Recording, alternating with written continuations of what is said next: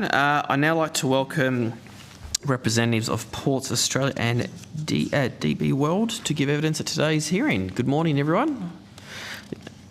Hopefully you can hear me okay. I think some nodding. Yep, perfect, excellent. All right. Now, for the handshake record, can I just ask that you all state your full name and the capacity in which you appear today? And I'll start off with Blake, if I could. Blake Tierney, I'm the Head of Corporate Affairs for DP World Oceania. Thank you, Mr. Tierney. Who's next? I can't see the name. Michael Gallagher and Suzanne. Mike Gallagher. I'm the CEO of Ports Australia. Hello, Michael. Morning. Suzanne Osbury, Director of Industry Policy at Ports Australia. G'day, Suzanne. And is it Louise? Louise Riderman, Director for Health, Safety, Security and Environment for Oceania, DP World. Excellent. Good morning, everyone.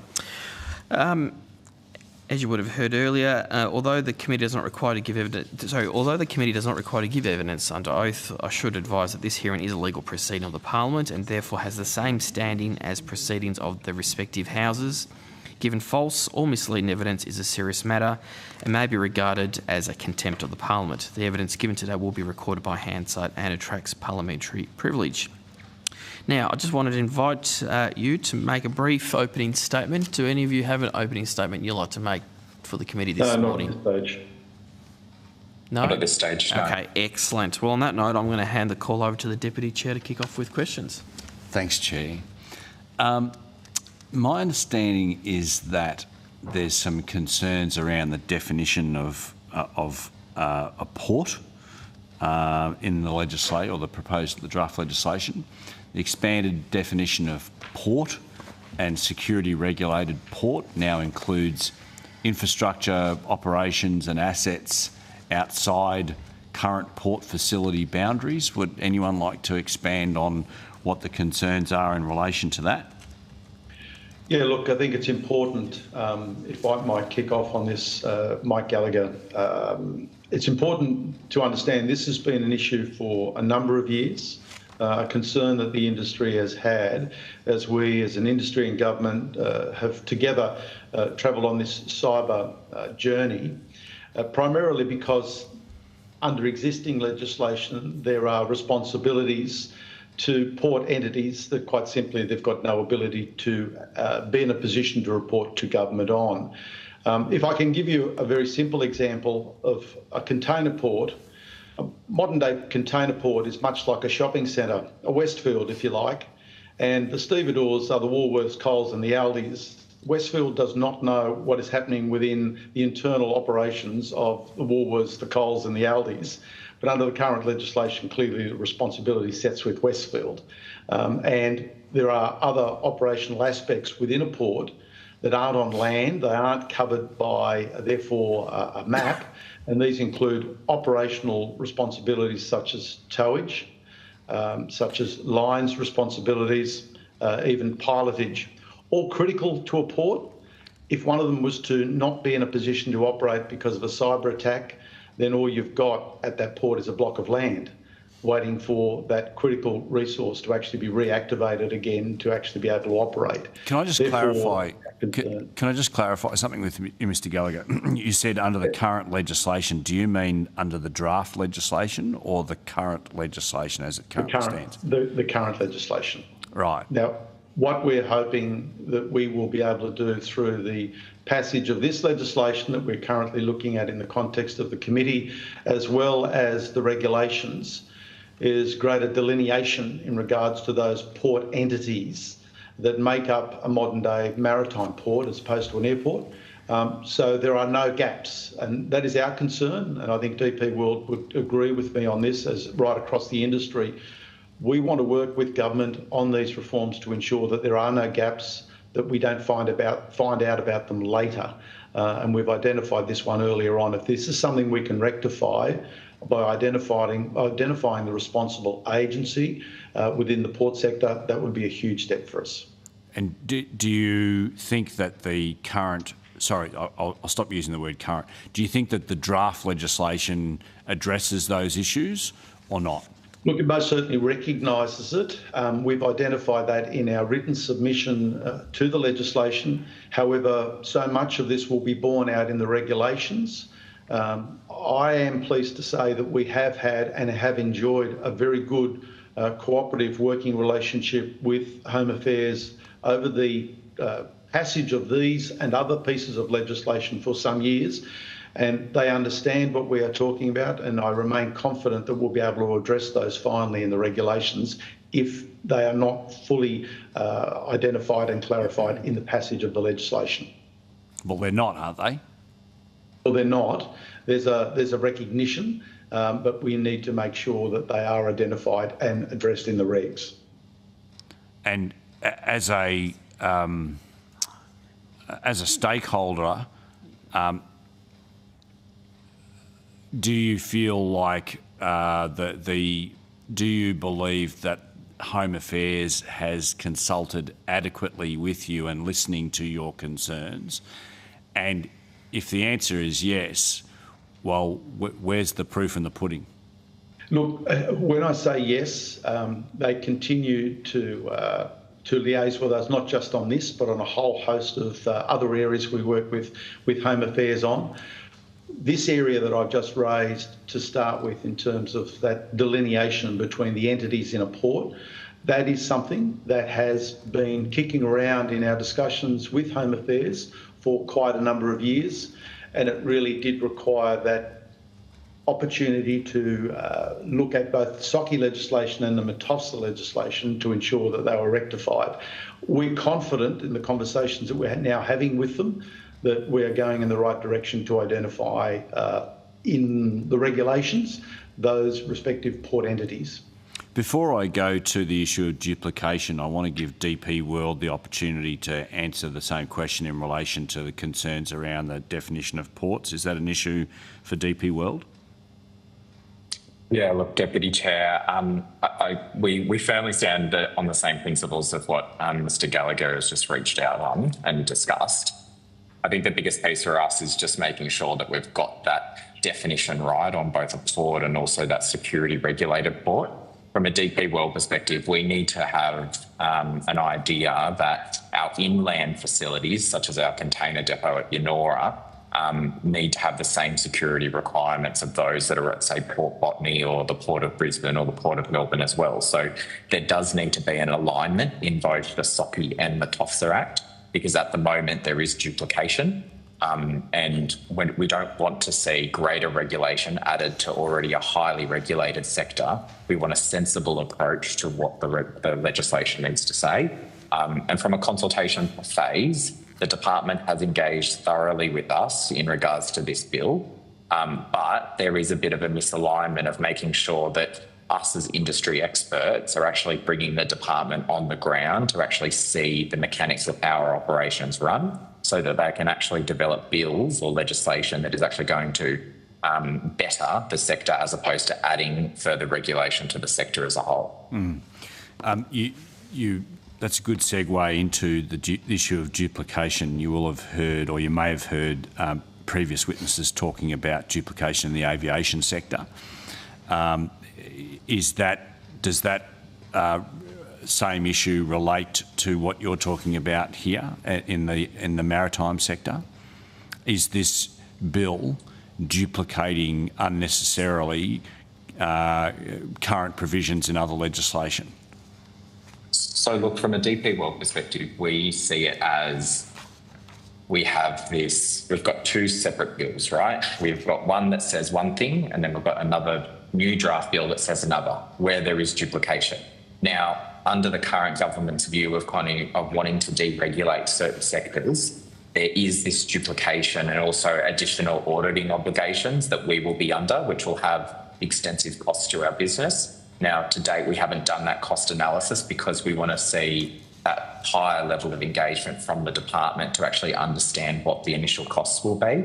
But on a first basis, if I look at the amount of security that we have to have around our ports and terminals and also our inland terminals, it's subsequent of around $300,000 plus just for the current sites. And that's just an estimate of what we've done on a tabletop level of investment. So we're still trying to work out what the cost will be, but you can't have two separate bills, one telling us one thing, another bill telling us other, where there's duplication, where you've got multiple levels of having to basically inform the department on things that could impact the port. So a clear example is if we have a lightning storm at our Port Botany facility in Sydney, we have to shut down our operations for 30 minutes. Now, we could have 100 lightning strikes on that day.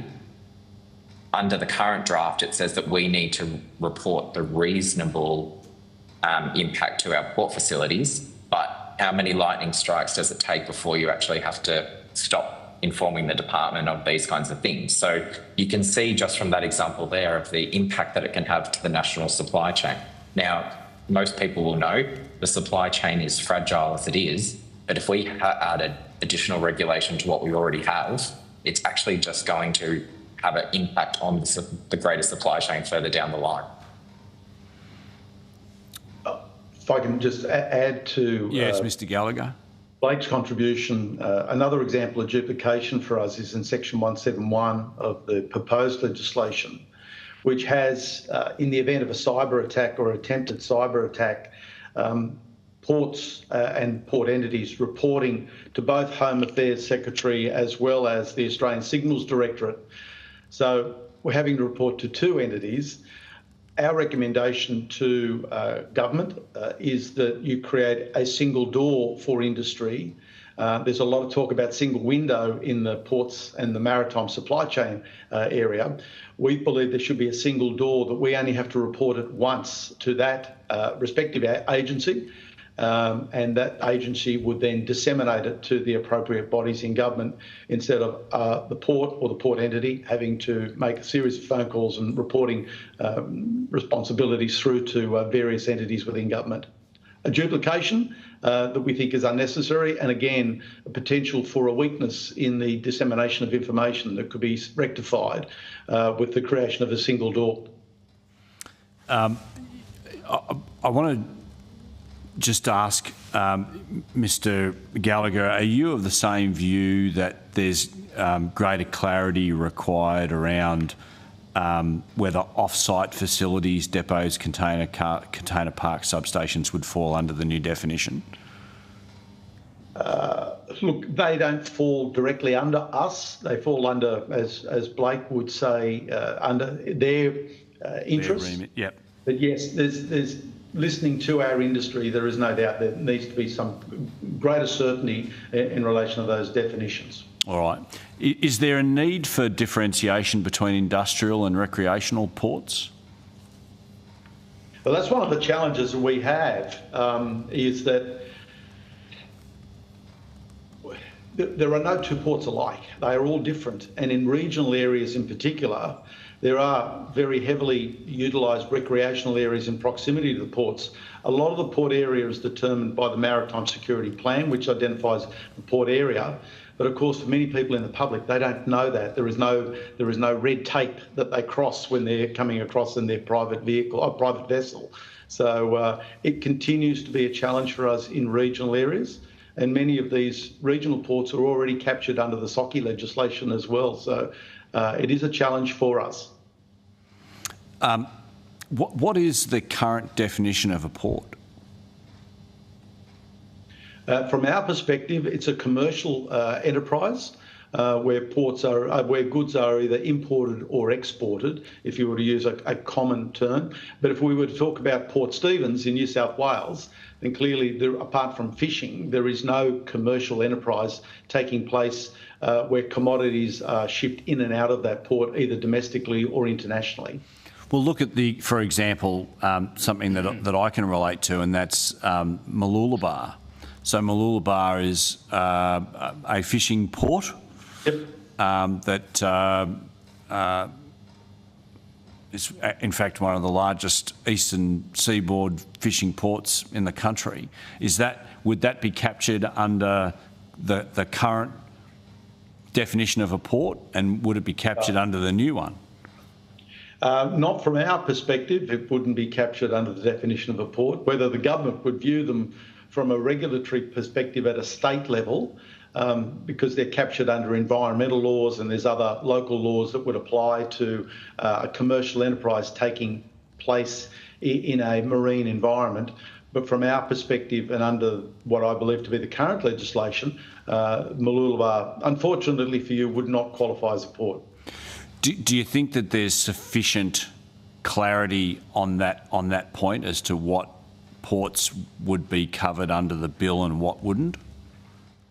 We feel that there are. No one has raised with us amongst our membership concerns around that definitional aspect, and we'd be open to look at that for greater certainty if there was a concern being raised from outside, but we haven't had it raised with us. Right. Is that something you could come back to us on? I don't know the answer to it, and it's not a loaded question. I just want to make sure that we are sort of cognisant of it. Yeah. Absolutely. I mean, very happy to supply any information that the committee requires to better understand the port sector. We've recently released a state of trade report that will give you greater clarity around trade going in and out of our ports around the entire nation. And that may also assist you in terms of getting your head around the numbers. It's about $650 billion worth of trade. There's shipping movements, there's employment numbers, there's GSP, everything in the report. I'd recommend probably having a look at that to put things into perspective for members around the trade that we're talking about. You can keep going if you want. Can I take you to the mandatory privacy incident reporting issue of, so what's proposed is a 12-hour reporting requirement for significant cyber incidents. Is that operationally feasible or not? It has not been raised with us as a real issue of concern. I'll hand over to Susan Fosbury from my team, who's spoken on some of the details to individual members. She might be able to put a perspective on that. Yeah, we have had raised with us concerns in relation to the differences within the legislation with respect to reporting timeframes. In relation to some cybersecurity incidents, it would be important for them to be reported within a timely period. It's always going to be about the differences in timeframes and possible confusion with both entities and individuals with respect to it. So we've certainly called for, where consistency can be put in place, that we have that consistency. Is that a matter that comes back down to the definition of what a significant impact is? Yes. So, and particularly in relation to attempted cybersecurity attacks, that is going to be one of the biggest areas of challenge to our industry. And I would assume with airports as well, because there are so many attempted cybersecurity attacks each and every day within industry, not specifically ports, but within industry in general, that will be very challenging. One of the recommendations that I think perhaps the committee could consider is that in the current maritime environment, we have a government-led consultative body called the Maritime Industry Security Consultative Forum, and it brings together all of the major players in the maritime sector to discuss the security environment, but from a land-based port planning perspective. We see a vulnerability in that in our ports, the maritime security personnel are not the people directly responsible for the response or the preventative work prior to an attack from a cybersecurity perspective. And I think it's worthwhile now for there being given consideration in the formation of a supply chain equivalent of the Maritime Security Consultative Forum that looks purely at cyber, but it's end-to-end. It actually includes not just the port sector, but those entities along the supply chain, because if you hit one, you can hit all. And if you take one out, you take the entire supply chain out. And I think given the heightened awareness and the heightened risk vector that we now see in this space, that government should consider the development and creation of a cyber forum that primarily focuses in on the supply chain to ensure that they have that ability to have that dialogue with them in the same way that they do with maritime security now. Can I take you to the next issue of asset interference reporting? there's some concerns around the broad definition of assets, raising concerns about feasibility, particularly regarding external events. For example, protest activity, blocking port roads, telecommunications outages, etc. Is that an issue that you're tracking? Most certainly. I might actually ask Suzanne to speak to that in a moment, because that continues to be a concern to us, as well as the involvement of state authorities and their legislative responsibility, particularly with regards to disruption or protests, or indeed breaches of the maritime security perimeter around the port environment. And just to throw another one in there, you might also want to address the issue of the inclusion of international supply chain components, such as Chinese manufactured equipment. Certainly. There's an expanded definition in the legislation in relation to unlawful interference and operational interference. There are specific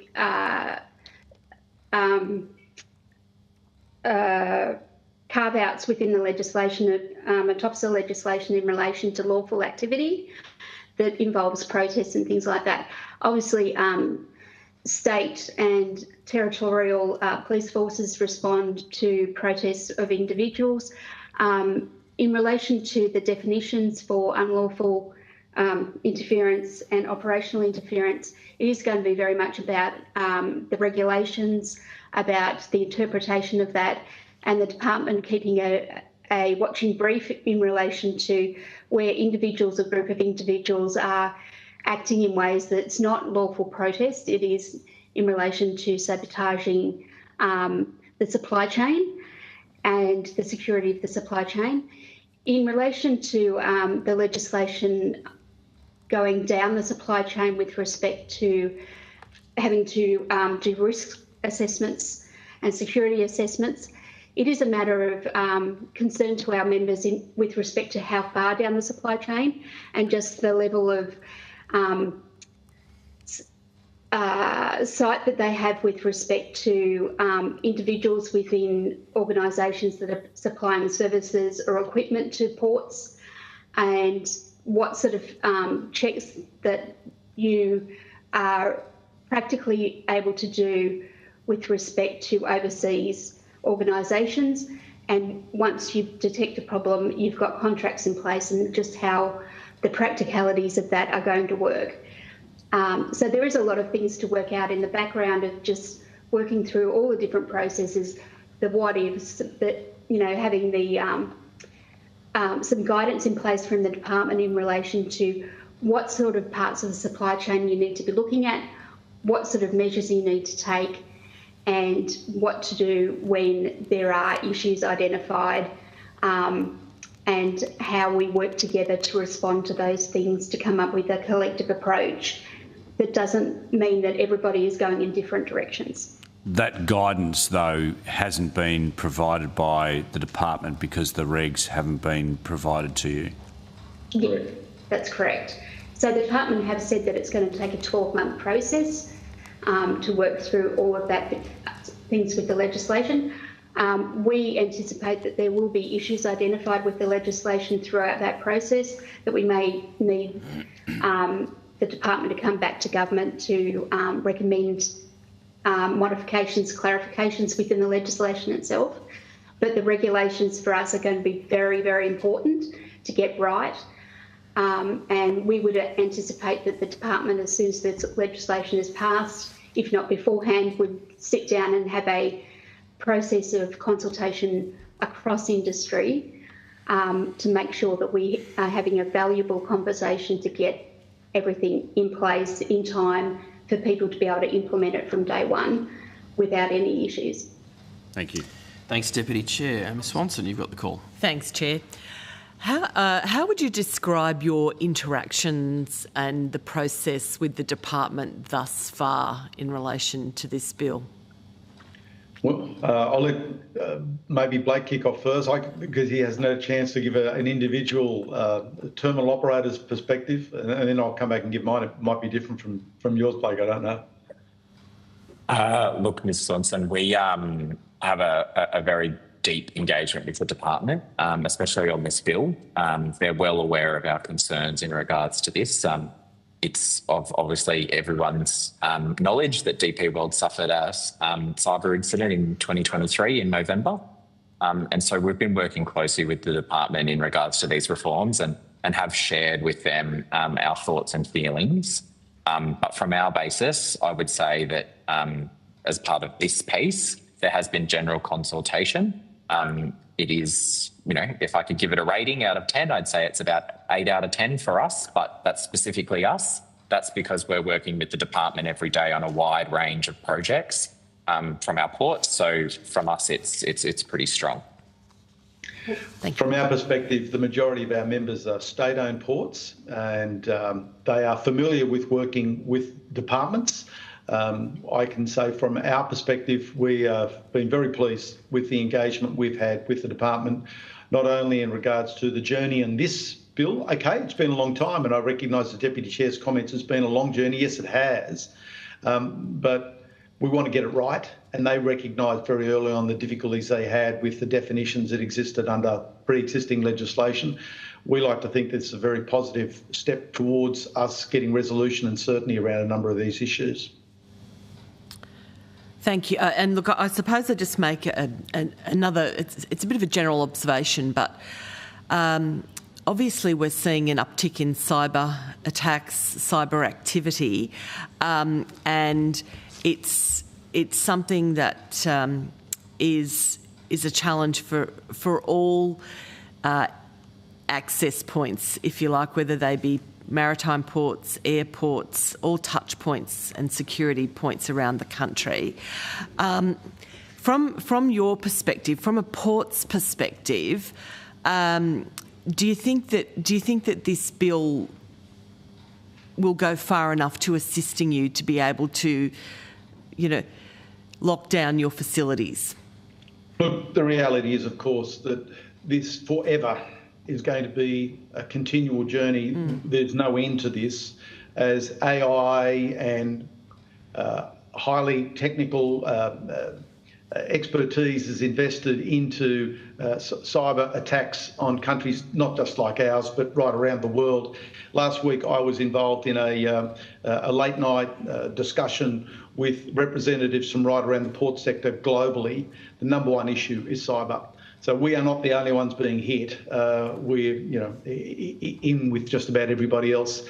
This is another step in that journey, and in another year or 2 years or 3 years, we'll be back looking at further evolutions and further ways that we can enhance this.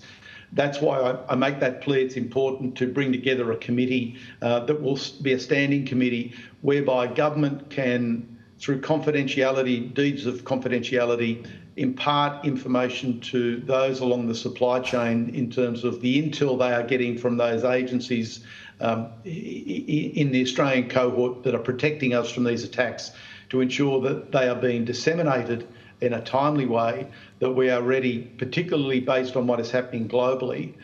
We are not the only ones being attacked. We should be able to learn from one another, learn what's happening globally, and be able to disseminate that quickly in a confidential way to ensure we have those systems in place. I think to do otherwise just leaves the door open to an opportunity for a fortuitous attack using AI, which is operating 24 hours, 7 days a week, to try to get through the firewalls to be successful. Can I just pick up on another point there? Thanks, Mr. Gullar. I just want to pick up on one other point there. We know that the ASD are very willing and wanting to work with corporations and businesses across the country, because often you are that front line of attack, and it's very important that they do receive information from you, and we've seen some changes to reporting of cyber attacks. So I did note your comment about a window, I think was the phrase you used, a one window approach for the feedback of that information. But we have noted that ASD really, want to work closely with the private, with private enterprise and ports, and all of those outward-facing vulnerabilities. We've met with the relevant government organisations and continue to do so. We bring together, we're very fortunate, we bring together within our structure those people who have technical responsibilities for those areas within the port environment. They can be the harbour masters, they can be the port cyber security personnel, the port security personnel. It's not uncommon for us, and in fact we will be having a presentation from one of those agencies to our port cyber security personnel very shortly. It is again about building those lines of communication, but ports are just merely one cog. We need to ensure that all of those on the supply chain are on the same wavelength. Noted. Yeah, thank you. Thanks, Chair. That's all right, thank you. Now, I don't know, Mr Gosling, if you're still on the line, if he had any questions. Otherwise, I think being none others. I could keep going. I think we're going to wrap up in about 5 minutes. So, yep, I'm in your hands, Chair. Yeah, I think Mr. All right, well, I'll hand the call back to you, and then we'll wrap up at 10:15. Thanks, Chair. In relation to Section 10, capital C, in the business impact of authorised access, the legislation or the bill permits various government authorised activities that may disrupt operations. Is there any opportunity or recourse or cost recovery mechanism for business to be able to get compensation for that sort of action? I don't believe there is, and it can be quite a difficult issue for our members. Many of our members will, in fact, quite often sit down with people involved in protests and agree with government, with New South Wales Police or with Victorian Police or any of our state law enforcement agencies to determine the times of the protest so it can act lawfully. What will happen then is there is disruption during that time, but we all accept that people are entitled to air their concerns, and we work with communities in that regard. What disrupts us greatly is when the permit expires at a given time, 3 o'clock in the afternoon, and then all of a sudden the people who want the media enter the water and therefore cause the disruption when we have a large vessel coming into port. The potential risk is just catastrophic because not only could we find ourselves in a situation where people are injured, but equally we could find ourselves where the vessel blocks the channel and therefore the economic impact is huge. Going back to your question, is there an ability? I haven't seen it yet, and it's something that I think the courts need to take into consideration when they look at these issues. People have been given lawful opportunity to express their views, but those who want to operate outside of that agreed timeframe, they should be looked upon very sternly. So are you saying that there doesn't need to be some sort of recourse? I don't know if you cover it under this legislation. That's the thing. I'm not sure it would be covered under this. It's probably something for a bigger discussion in terms of the way protesters and disruption is treated, particularly intentional disruption that's unlawful.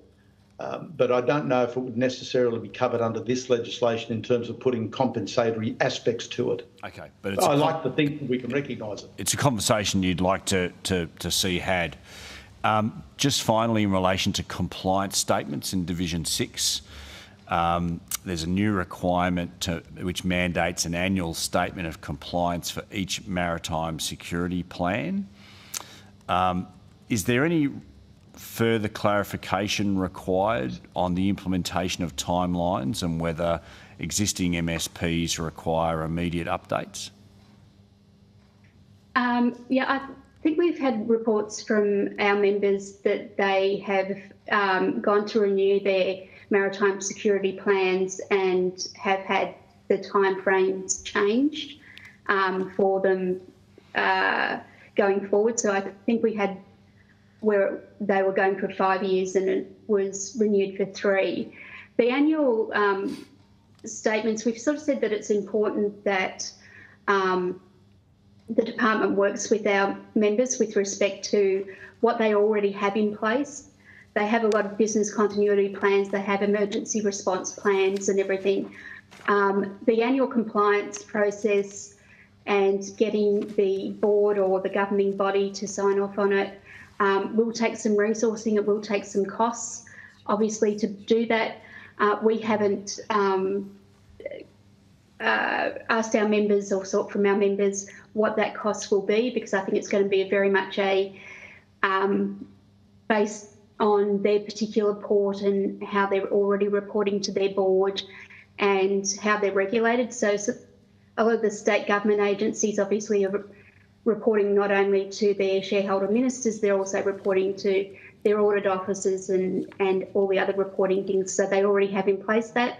We've asked that where possible, current forms, current plans, as I said, are included in the consideration that Home Affairs put around the renewal every 12 months of the plans.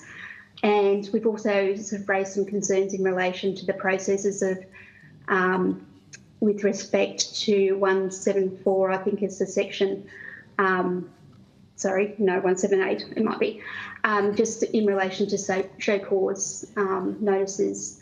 So whether the Secretary under the legislation can just cancel a plan because it hasn't met the 12-month annual review process, and then it would have to go to the Administrative Appeals Tribunal rather than having a show cause notice, which is in other sections of the legislation.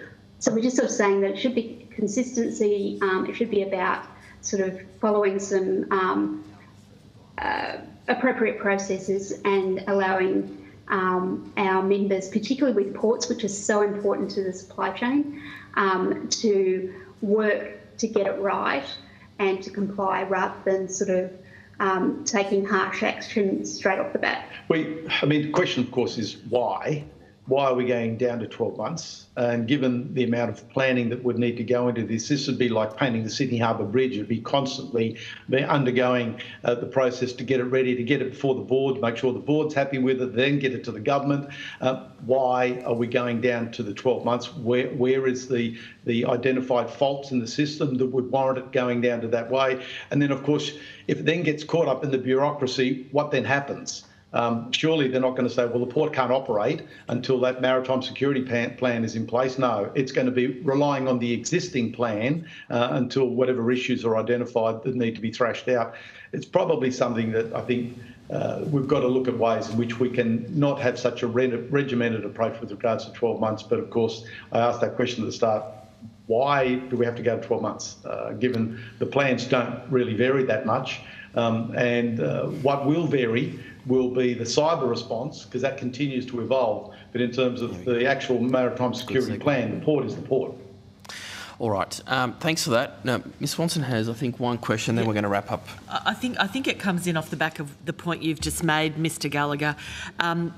It occurs to me that we do face this rapidly changing cyber environment, and we haven't seen a change in the bill for 20 years.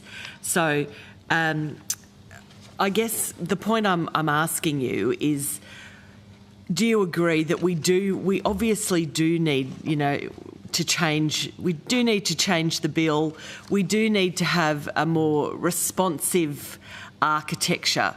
I'm rapidly of the belief that I'm not quite sure how bills are going to fare in the modern world, whether they are going to be able to keep up with changes, and will it come down to regulations, will it come down to much more regular conversations. But I am just interested in, and perhaps Mr Teeney and Ms Radaman might want to comment on this, but how you've seen the threats and the security environments in ports change in the last 20 years. Give the committee some sense. We know that they have, but what are the changes that you've seen? And, this bill's not perfect, but it must go some way towards addressing some of those changes. Do you want to kick off first, Blake, given your experience, DP's experience with that significant attack first, and then I can come in with an overall? Yeah, of course. And look, I'll also get Louise to jump in on this one as well. I think to answer the question, companies now are facing multiple attacks a day from any cyber event, as many will know. I think our sector in particular, because obviously Australia is that trade nation, there is going to be consequences where there's going to be that push every single day of more and more threats. And we have to get ready to what that's going to look like.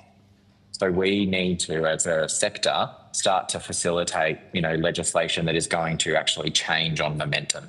And so making sure that the legislation is changing to actually keep up with where cyber criminals are actually going to start implementing their work. Like we see it every day. We see the changes that are coming through, but businesses need to be prepared to have that investment on the table to make sure that they're actually being agile enough to face what the next wave of cyber criminals are going to be pushing through. And it will have an impact on the supply chain, but we have to be ready as a sector to actually prepare for that. And we've got to do it quickly, and we need to be agile as a sector to move as quickly as we can. And that's why the regs and the legislation needs to be kind of futuristic in a sense to make sure that we get there a little bit quicker. Louise, you'll probably add more to this than I. Thanks, Blake. I agree. And Mike, to your earlier point as well, I think what's important is that there's a focus on working collaboratively, not only within the ports, but the entire transport network, but then also with government, making sure that we work collectively towards what the most efficient processes are, reducing duplication or not introducing additional duplication, so that all our efforts go into protecting our most valuable resources in this country. So I think the key for me there is around working together, looking at where we streamline things, how we better connect people and how we better communicate in this process. And whilst it is important to write that into legislation, not to duplicate it in legislation, that then makes those conversations harder to have. So really working together as an industry, but also government, to get that information through to each other much quicker and working collectively. From our perspective, the question was around from looking at it in terms of the overall changes over the last 20 plus years. It's in many areas, both in terms of the investment in the infrastructure, even decarbonisation. Decarbonisation has seen port equipment steadily move away from old diesel-powered, independently operated machines to ones that are integrated using, state-of-the-art renewable technology, with integration into highly technical IT systems. These didn't exist 20 years ago. If they did, they were in their infancy. But now you don't necessarily have to hit the port to bring the port to a grinding halt. You could hit one key aspect of a supply, and it could be energy. It could well be taking out the pilots, technical systems insofar as bringing vessels into harbour. That integration is, of course, increase the risk. In increasing the risk, we have to look at ensuring that the government's response and industry's response is equally integrated and cooperative, working closely side by side. They can't operate in isolation anymore. They are all one in the same in relation to this. So this bill most certainly is a step in that direction, but as I alluded to earlier, it's not going to be the end of it, sadly. This parliament and state parliaments will be looking for future responses to emerging risks as the threat evolves. So too must our response. But this is significantly for us a recognition that there are some gaps and we can start to fix them.